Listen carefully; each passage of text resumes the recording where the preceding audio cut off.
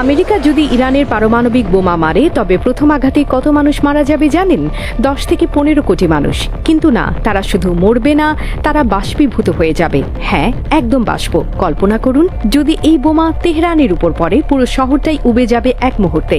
তেহরানের পাশের এলাকাগুলো, ইস্পাহান থেকে শুরু করে কাশান পর্যন্ত, সেখানে মানুষের চামড়া ঝরে পড়তে শুরু করবে।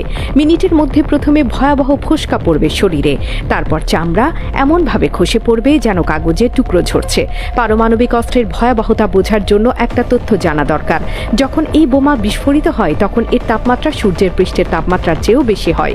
ভাবুন তো, সূর্যটা যদি সরাসরি আপনার মাথার উপর চলে আসে তখন কি হবে? আপনি কি করবেন? কোথায় পালাবেন? 10 থেকে 15 কোটি মানুষ তৎক্ষণাৎ মারা যাবে, বাকিরা হয়ে যাবে রেডিও অ্যাক্টিভ লাশ। যদি কোনোভাবে তারা বেঁচেও যায়, প্রায় 30 থেকে 40 কোটি মানুষ এমন অবস্থায় পৌঁছাবে যে তাদের সম্পর্কে বলা হয় জীবিতরা মৃতদের ঈর্ষা করবে। তারা চিৎকার করে বলবে, আমরা কেন মরিনি? আজকের পারমাণবিক অস্ত্র হিরোশিমা আর নাগাসাকিতে ফেলা বোমার চেয়ে 1000 গুণ বেশি শক্তিশালী। হিরোশিমার সেই ভয়াবহতা আপনার কাছে ছোটদের গল্পের মতো মনে হবে যদি আধুনিক একটি পারমাণবিক বোমার বিস্ফোরণ দেখেন। পারমাণবিক যুদ্ধ কখনো ধীরে ধীরে বাড়ে না। একবার শুরু হলে প্রতিটি পক্ষ তার সবচেয়ে বড় এবং সবচেয়ে ধ্বংসাত্মক অস্ত্রটি সবার আগে নিক্ষেপ করে, কারণ সবাই জানে শত্রু যদি বেঁচে যায় তাহলে সে ছাড়বে না, তাই প্রথম আঘাতেই শেষ করতে হবে।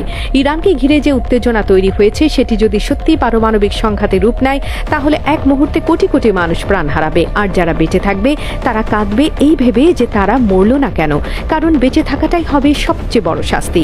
বিস্ফোরণের পর যে পরিমাণ ধোঁয়া আর তেজস্ক্রিয় ছাই আকাশে উঠবে তা পুরো অঞ্চলের আকাশকে ঢেকে দেবে। সূর্যের আলো আর মাটিতে পৌঁছাবে না। শুরু হবে নিউক্লিয়ার উইন্টার, এমন এক দীর্ঘ শীত যার শেষ নেই। বৃষ্টি আসবে না, ফসল ফলবে না, একটি দানা শস্য উৎপাদন হবে না সেই মাটিতে।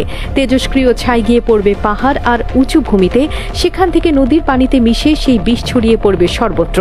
যে নদীগুলো ছিল প্রাণের উৎস সেগুলো হয়ে যাবে বিষের ধারা।